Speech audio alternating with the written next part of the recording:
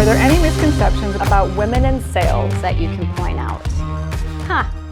This is a good one. Big misconception about women in sales is that we tend to be softer than perhaps our male counterparts. I think a lot of people think that women in sales have to sell by being flirty or feminine to the men, but really I've never been like that when I sell here, and none of my colleagues have either, and we've been very successful. I think when I started out in my career, there were a lot of misconceptions about women in technology, and I think that's shifted over the last couple of decades. Women in sales can be just as tenacious, just as excited, and just as ready to win the deal as anyone else in our organization. And I've kind of learned that the women that I have seen be really successful, especially in IT, are those who maintain that sense of self, that kindness, but also having a little bit of a pit bull in you.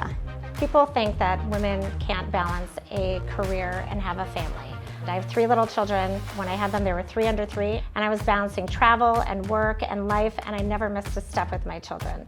So that to me is a misconception. Okay, which experience has changed your life? Okay, so the common one I would say would be motherhood, but what popped into my brain first was when I got injured in gymnastics. My dream was to be a Division I athlete, and I blew my knee out the week before our first meet, my freshman year.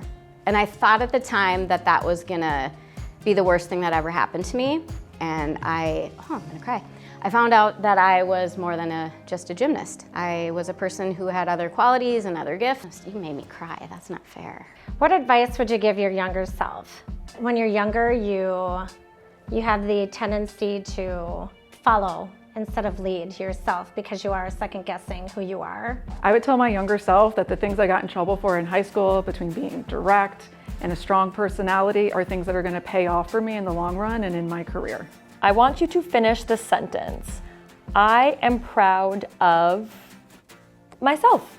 I'm really proud of my career at Cato, actually. I started out as an SDR, I moved into being an SDR manager, and now I'm on the channel team. That sort of path is something I would have dreamed of when I first came here. I am proud that I'm a woman in technology because it's incredible that you can change the world one solution at a time.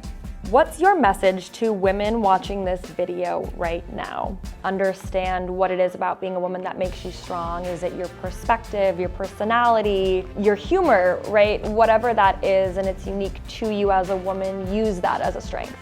It will get you a lot of places.